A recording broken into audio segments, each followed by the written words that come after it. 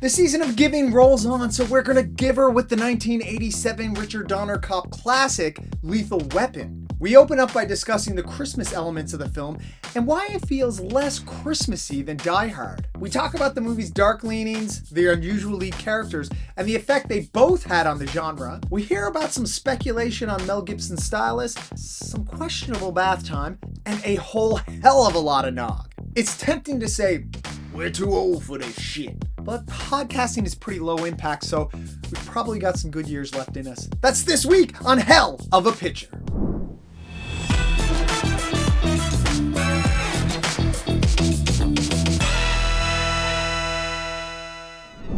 Welcome to Hell of a Picture, a weekly movie podcast where we discuss an unforgettable film, and if it truly is a hell of a picture. My name is Andrew Bartlett, sitting across the internet as I do each and every week. From the Murtaugh to my rigs, Mr. David Hollingshurst. That was an easy one this week. Oh, yeah. I mean, the buddy cop sort of lends itself to our own buddy sort of dynamic. And well, in honor of the epithet, I will say I'm too old for this shit. Oh, you're never too old to have a podcast with your buddy, man. That's what we're doing. That's true. We're doing Lethal Weapon today. Murtaugh and Riggs, the buddy cop Christmas classic. Mm-hmm. Came out in '87. Man, what a! It's almost been 40 years, almost. Yeah. Of this movie. Indeed. Feels like it came out yesterday. Yeah, absolutely, and I think it's left its mark. You know what I mean? Like, oddly, much like Die Hard, which we talked about last week, I think so much of this is going to feel familiar, and it's because it spawned a lot of copycats, and it sort of made a lot of things conventional, which maybe were not prior. So yeah, I think you're right. Yeah. Sweet. This is our little run of atypical Christmas movies. We started with Die Hard last week. If you haven't heard that episode, be sure to click back and listen to that. We do some nice Alan Rickman impersonations, which are great. And so we did Die Hard last week. We're doing Lethal Weapon this week. And be sure to, wherever platform you're listening to this or watching us, on Spotify, Apple Music, if you're watching us on YouTube, be sure to like and subscribe and, help boost the podcast. We're getting more listeners and watchers every week. So that's always a great thing. So be sure to be at that. But right now we dive into Lethal Weapon. And as Dave does every week, why don't you hit us with the rundown? I will. So much like last week, it is Christmas time in Los Angeles. The carols play, the lights are lit. The nudity is gratuitous, and shit's about to get dark. When an apparent suicide stirs up old memories for Lieutenant Roger Murtaugh, he and his psychologically unhinged new partner, Detective Martin Riggs, must take on an elite squad of ex-military special operatives who themselves have taken over the heroin trade in Los Angeles. Along the way, they'll discover the real meaning of Christmas and a successful buddy cop film is unlikely friendship. Lethal Weapon was released in 1987 and directed by Richard Donner. It stars Danny Glover as Lieutenant Roger Murtaugh, Mel Gibson as Detective Martin Riggs, Tracy Wolfe as Rhiannon Murtaugh, and Gary Busey as Mr. Joshua.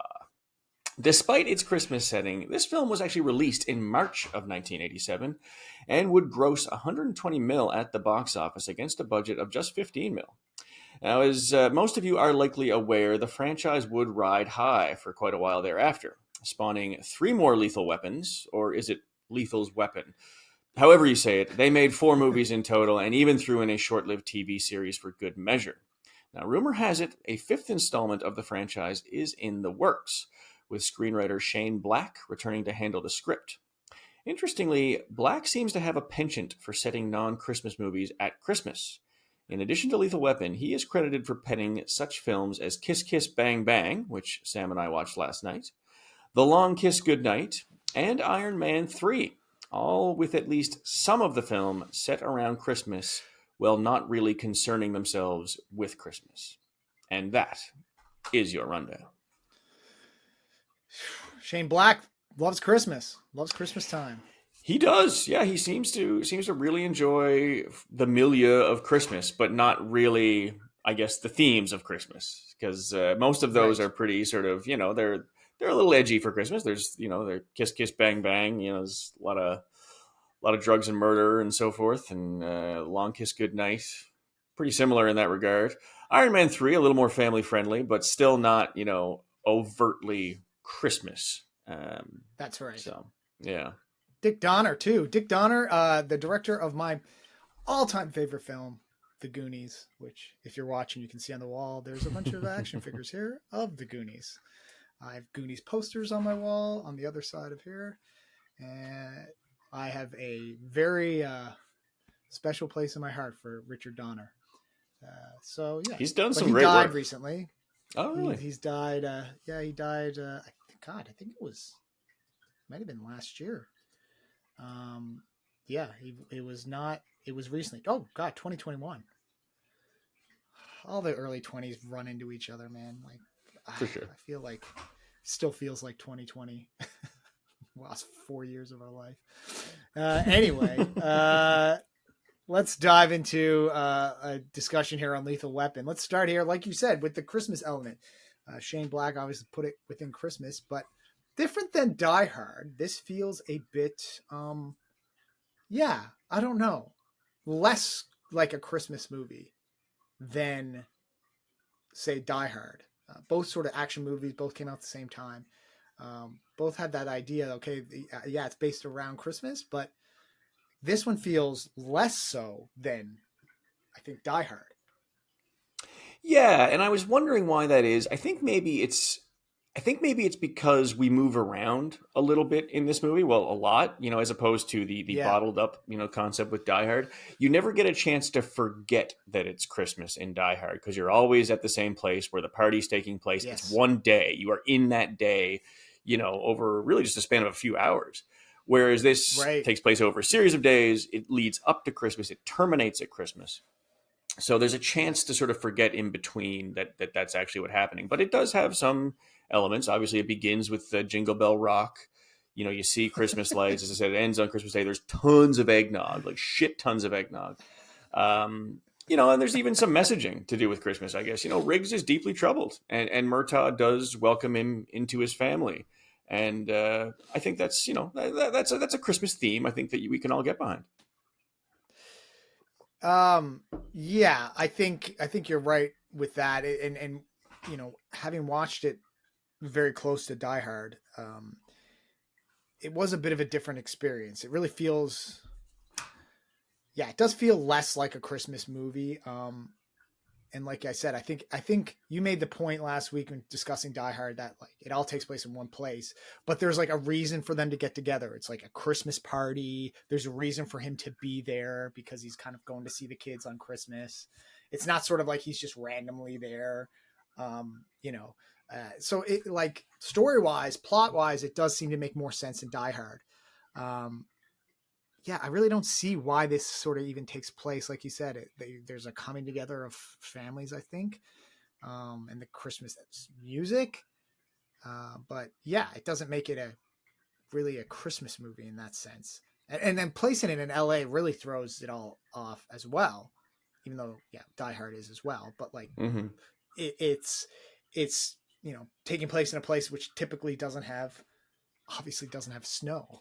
So it's like, although there is snow in this movie. Oh, right off the hop. Oh, look at you using street terms for drugs. You're so hip. Oh man, they call it snow, right? This guy knows. I know, man. I've watched a Scorsese movie in my time. But there's this movie it just reeks of 80s, like that saxophone off the hop, and then like you said, the gratuitous, like there's like the tits off the top, just like, oh, okay, here we go, we're just diving into it. She's doing the drug of choice in the 80s, cocaine, and she's gonna jump off the ledge. Suicide, cocaine, and tits. and saxophones. That screams Christmas and 80s, I guess.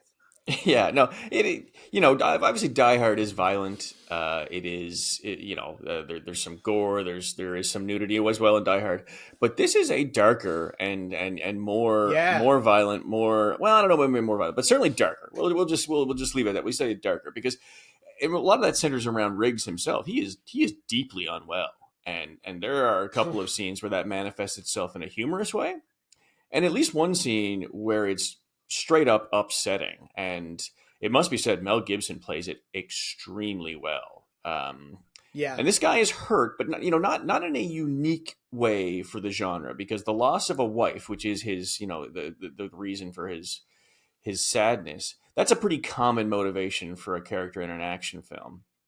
But Mm-hmm. it's the depths of his sorrow and the overtly suicidal nature of the character that are atypical and I would say enthralling. And there is this idea that I think a lot of people believe that suicide and depression are more common over the holidays. I thought about that when I was watching this movie, because that was something that I just sort of inherently believed. I ended up looking into it. That's actually a misconception. The idea that Really? people who are struggling with mental health become worse at Christmas. Yeah, apparently, there is no detectable uptick in suicide. It's just kind of an urban legend of sorts. And I actually wonder if that predates this film, or if this movie and the Riggs character sort of contributed to that, because it seems like that's what they're implying. Yeah, it's maybe that's another reason why they did set it at Christmas. That seemed to be what would make sense. Yeah, that's an interesting idea. I never looked. I'm glad you looked into that, because I never heard of that. But it does seem like an urban legend, really, when you actually think about it. It makes sense though. Like, I mean, you can see Yeah, why it would sort of proliferate, because, like, oh yeah, I mean, people are right. getting together. Your sadness would be sort of accented by the fact that everybody is happy. But yeah, no, apparently not true. Which I'm glad to hear. I know, Right. you never want that. But it's so funny, because so many Christmas movies are about, like, well, I just get brought in thought about, like, my favorite Christmas movie, where it's like all about family coming together, Christmas Vacation. But then, like, there's there's all these, like, subtle references in that film about, like, it's the holidays, we're all miserable, or it's like, oh, I'm just gonna go out back and, like, blow my brains out, and it's like they all just hate each other, and it's like that's what's so much like. So there's the opposite too. But like you mentioned about Mel Gibson, this is like, I mean, this is peak Gibson, and he had sort of a downward fall in his career wise. He has a little bit of a resurgence now, for stuff that obviously happened outside of the film world, outside of Hollywood. But I mean, he plays this role so well, and he had a few, like, big movies, obviously, leading up to this. He had the Mad Max movies. He was in Gallipoli, which is like an incredible war movie. Love Gallipoli. But this starts, like, this run of, like, man, Gibson was like top tier Hollywood star, right? Mm-hmm. And it sort of culminates with him directing and starring in Braveheart, which won a ton of Oscars. Mm-hmm. And he was really at the peak of his powers, kind of here, and the him being unhinged and on the brink of, like, a breakdown in this film. I mean, he plays it well, and it certainly helps that he's super handsome. But there is this charisma with his, like, lunacy, and you're, Yes. like, captivated by him. And that's why you need somebody like Danny Glover to ground him in this role. And that's, like, the typical buddy cop, right? Narrative. You need the two opposites playing off of each other. I mean, not that, one guy's white and one guy's black. Apparently the Murtaugh character, they didn't write it for a black actor. They just had a ton of auditions, and Danny Glover was the best for the role. So that's where they casted him. But again, it just sort of, like, plays off this opposites, the young lunatic, the seasoned vet, all these, like, opposites playing off each other. It works so good for the storytelling of the film. Yeah, and I don't know when it starts, but it seems like buddy cops have always been odd couples. Um, I don't Right. know if prior to this particular dynamic had been tried, because, like you say, you got two lead characters, one of whom is openly suicidal in a very real way, and the other That's right. who, in action movie terms, is very much over the hill. Like it's his 50th birthday at the start of this movie, and neither of those archetypes probably play really well in a pitch meeting. So, it'd be That's right. interesting to know how they framed this to the studio. And it also makes you wonder, after discussing Die Hard last week, how influential was this movie in the casting of Bruce Willis? Because that was a surprise as well. No one saw that coming. And it was, like we talked about, an atypical action lead. Yeah, this buddy cop movie that you're talking about. I'm not that familiar, I guess, with the history of buddy cop movies, but I guess there was Nor I. 48 Hours with Eddie Murphy, which came out a few years before. That was like a huge buddy cop movie. But is that him and Nolte? Nick Nolte? Yeah. And I've never seen 48 Hours. And then there was another 48 Hours, which was the sequel. But like you said, none of them were really kind of made quite like this. And when, during this rewatch, I sort of noticed, and you alluded to this, at the top of the podcast, that there's so many cliches in this movie. I mean, it's such a cliched movie. There's a movie that numerous movies reference this film as sort of like peak or like top tier action buddy cop. And this, when you watch it back and you're watching this, it's sort of hard to kind of realize that, okay, this is actually where these cliches started, as over the top as they are. There's a realness and an honesty to them, I feel like, when I watch it. And, and again, like you mentioned, that scene of Riggs in the trailer by himself. And I mean, that's hard to watch. You're like, man, this is really tough. But again, that cliche sort of starts here. Yeah, I don't think you had that kind of vulnerability in action leads prior. I mean, I did, looking into the buddy cop thing a little bit. Some people reference Dragnet as kind of like an early, a forerunner of that, but very different, obviously. But a lot of people do sort of talk about this as kind of the point where the modern buddy cop genre started. In the way that we understand it today. So there may have been some that did it before, like with Die Hard, maybe some things did it before, but nothing before did it better. So that's why this is considered sort of the seminal point. And it does have scenes that are tough to watch, but much like Die Hard and a lot of the great action films, there are laughable bits in here. Oh yeah. Some on purpose, some maybe by an accident, and those latter might be the best. I love that for the funeral of his murdered daughter, Mr. Hunsacker, great name by the way, he has a flat, like a full skid of party nog laid out and ready to go, and that it's actually labeled party nog is freaking hilarious. And he's talking to Murtaugh, and he takes a big old swig from the carton right as he gets shot, and the bullet passes through him, through the carton of eggnog, and then he drops dead. It's wicked, just wicked. Oh man, that's I love how you reference the what's his name, the Hunsacker. That reminds me, I couldn't help but think of Kramer when he meets Elaine's what's the name? Kitzmiller. Flanger. What is Hitzmiller? Kitzmiller. And then the second time it's Langerhansen.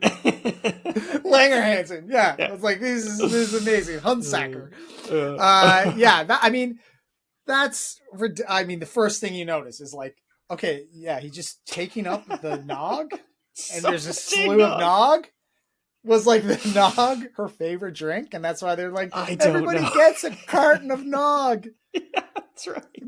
But it's a massive plot point in the film. You sort of like go with the flow of these movies sometimes, and you're just sort of like not thinking about the plot points. But when you actually break it down, like Hunsacker shows up or contacts his Murtaugh, and he begs him to find his daughter's killer. Like, yes. You gotta find him. You gotta kill him. And then they arrive to talk to him at the funeral, and then he doesn't want to talk to him. He refuses to talk to them.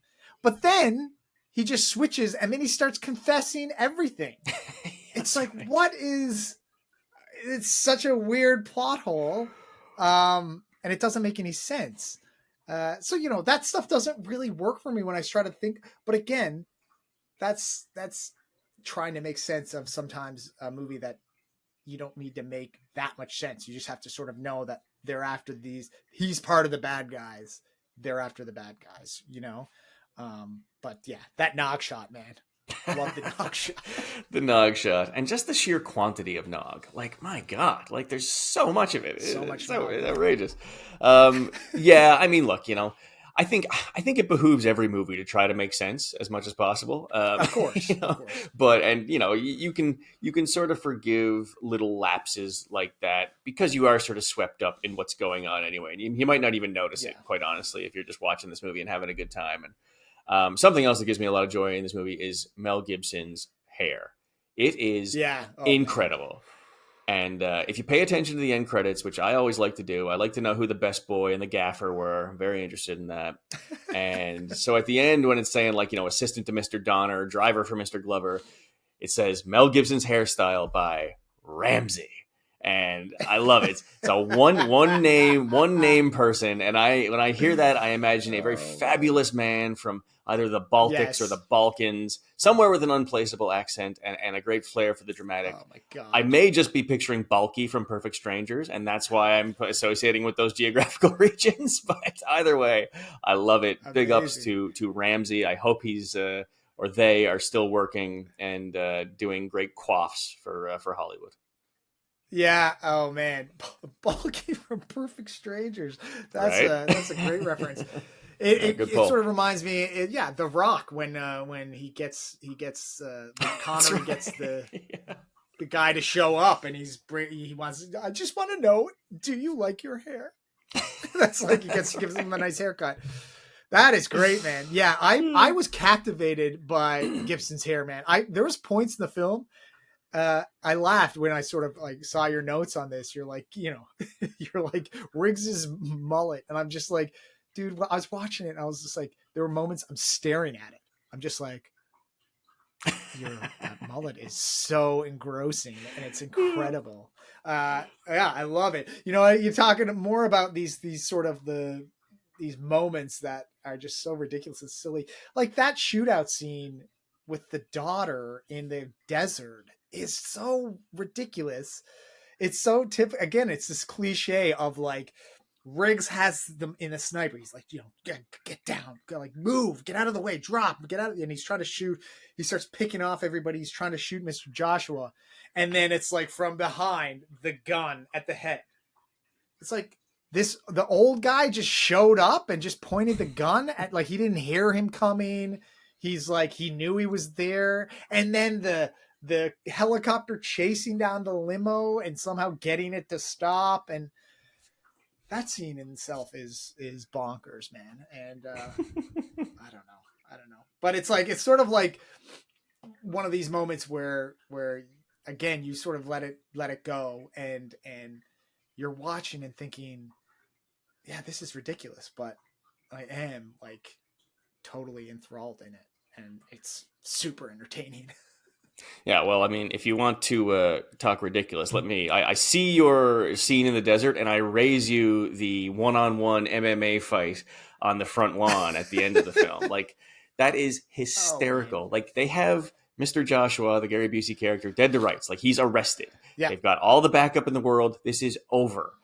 And everyone just sort of stands back and forms like an audience. And Murtaugh's like, all right, everyone stay back, let them fight. And they just have it out, like Riggs and Joshua. And how great would it be if Riggs lost that fight? That would be so awkward if they just had to like step in afterwards and be like, "Ooh, yeah, sorry, buddy." Or if they were to treat it like trial by combat and they just let Gary Busey go. Yes. It's like, well, you won the fight, and by cop law, you are now free. Like, well done. You beat our champion. Yeah. So good. But like, why are they letting all the cops are just letting it happen? It's because Murtaugh's like in charge, and it's like, okay, no, we're letting this happen. It's like, it's his lawn. Like, kill him. It's Murtaugh's lawn, so it's his rule. But the MMA stuff is like surprisingly ahead of its time, because like obviously this was before the UFC, and like, man, he's getting him in some like jiu-jitsu holds and like choking him out, and it's it's impressive. But the final scene I want to mention before we sort of clue up is the did you find the opening scene with a Murtaugh in the bathtub. First, having a bath in the morning seems super weird. Very time On his consuming. birthday, turning 50. Danny Glover, actually, you want to feel old, man. Danny Glover was 40 years old when he shot this movie. And he Wow. plays 50 in the film. Damn. So, but he's like, I guess my point is that the whole family comes into the bathroom with a cake at 7 in the morning. They bring him a birthday cake in the morning, first of all. Who the fuck wants birthday cake in the morning? And like you said, he's taking a bath before work? Like, what? And then they come in. This is not a bubble bath, mind you. Full transparency. And they all just gather around him while he sits nude in a pool of water. And I don't know. Like, is this typical for other families? Like, it seems odd to my puritanical sensibilities. I can tell you that. But you're a family man. Like, what do you say? Well, being a father myself, I can tell you that it isn't that typical for kids to be like hanging out with their dads while they take a bath. Maybe as like young kids, like obviously, Sure. like very young children. But his kids are like clearly like, 9, 10, 11 is two younger ones. And then like you have like a 17-year-old daughter, 16 or 17-year-old daughter. That's right. Who, like lingers around and she's like, hey, whatever. But then that also goes, that's like with that daughter, that weird flirtation with Riggs where it's like, and he's like not like ex-naying it. Like he's kind of flirting back with like this like teenager. He is. And then the overbearing father, which is another cliche and a trope that like, it plays out in this film, but that's sort of the 80s, and the 80s were weird for this kind of stuff. Yes. And like true. Also, just like Riggs dropping, like it feels like such an easy fix to drop that line where Riggs drops the homophobic slur after the explosion. Cause it's like in this commotion, you know the part I'm talking about, right? There's the explosion happens and, Murtaugh goes over and he's like trying to like pat him down to make sure there's no fire on him, like a person would. That's right. And he's like, "Hey, man, what are you?" Drops like the homophobic slur, and it's like in this weird commotion. It's like, what? Like, why are? That's just seems like very a fix dated. That like, I guess very dated. I guess you're not going to change the film, but like, it'd be like you can just remove the line. You don't have to drop F-bombs for like no reason because he's like trying to like make sure that his partner doesn't die. I don't know, man. But that's the 80s. There's like letting these things go. It's what it is. Yeah, it's of its time for sure. And yeah, I think we can all agree that unnecessary, and glad we've kind of moved past that culturally, or at least most of us have. But yeah, I mean, on the subject of like the 80s vibe of it, there is nothing more 80s in this than the music. Like the guitar, the sax, it's so lurid. And yeah, exactly. That's how you move to this music. Just what you're doing right there. I was stunned to learn, like in the opening credits, it says right there, the music was arranged by Eric Clapton. And that's right. Yeah, I mean, Sunshine of Your Love, it is not, but I can still get down to it. This is a really dope soundtrack. Oh yeah, absolutely love it. Yeah, I mean, it was nominated for Best Sound at the Academy Awards. So there you go. There you have it. Oh man, Lethal Weapon. Okay, let's clue up this discussion on Lethal Weapon with the question we ask every week. With atypical Christmas movies, is this atypical Christmas movie, Lethal Weapon, a hell of a picture? David, what are your thoughts? You know what? It's a tough one. I mean, because we've set a precedent with Die Hard last week, and I don't like, you've got to give this like some of the similar sort of, it ticks some of the same boxes in terms of what it's done. Like, maybe not quite as influential, but still I think you can track the path from this to a lot of movies there afterwards. It is a lot of fun. I like watching this movie. It's fun to watch at Christmas. It surprises you too if you haven't seen it in a while. It is dark. It is different. It is not only is it an atypical Christmas movie, this is an atypical action movie and buddy cop movie in a lot of ways. Mm-hmm. I'm sort of on the fence here, but you know what? I really like this. I'm going to give it up for it. I'm going to say, yeah, hell of a picture, Lethal Weapon. Give it to me. Christmas time, summertime, whatever. Okay. That's an interesting take. I tend to agree with everything you sort of said. I will say though, however, for me, Lethal Weapon, the first one, definitely a hell of a picture. However, it is not a hell of a Christmas picture. Mm-hmm. So in that regard, Die Hard I think is a Christmas movie, and I think it's a hell of a picture, and I think it's a hell of a Christmas movie. Lethal Weapon though, not a hell of a Christmas movie. Okay, I so feel like you're it just splitting hairs on the doesn't. Christmas. It's not enough. There's not enough Christmas in it for me. Okay. I felt like it could really be any other time, but I do still think it's a hell of a picture when we talk about it within the vacuum of like action movies and sort of like where it lands in the hierarchy. Yeah. Richard Donner, and I love it, and it led to some fun sequels as well, Mm-hmm. which we're not going to talk about today or probably in the future, but worth watching. I don't know, man. I could get into it. If you want to start talking Lethal Weapon franchise, I can get behind it. Yeah, when they start throwing in Joe Pesci, I mean, it's pretty dope. Yeah, I love it. Hell yeah. Okay, so we got one more atypical Christmas movie, and you want to let everybody know what we're doing next week on Hell of a Picture. Yeah, delighted to. This is one that special place in my heart for sure. I had this on VHS. I had the poster on my wall. I watched the living hell out of it. It is the 1992 Tim Burton Batman Returns. Michael Keaton, Michelle Pfeiffer, Danny DeVito, Christopher Walken. This is one of those films that it doesn't come up in a lot of people's thoughts when they think of Christmas movies, but it is set entirely at Christmas. Christmas imagery abounds, and yes. it's featured very prominently in the film. So if you thought that maybe Lethal Weapon didn't have enough Christmas, I think we make up for it here with Batman Returns. I agree with you. Yeah, this is more feels like in the Christmas season. This feels like it makes sense. And we're not starting with the Batman, the original Batman, the original Batman, I should say, in Burton, but just jump into Returns because of the Christmas element to it. So we're going to get into that discussion next week. And I look forward to it. So for David Hollinshurst, my name is Andrew Bartlett, and we'll see you all again next week for another episode of Hell of a Picture.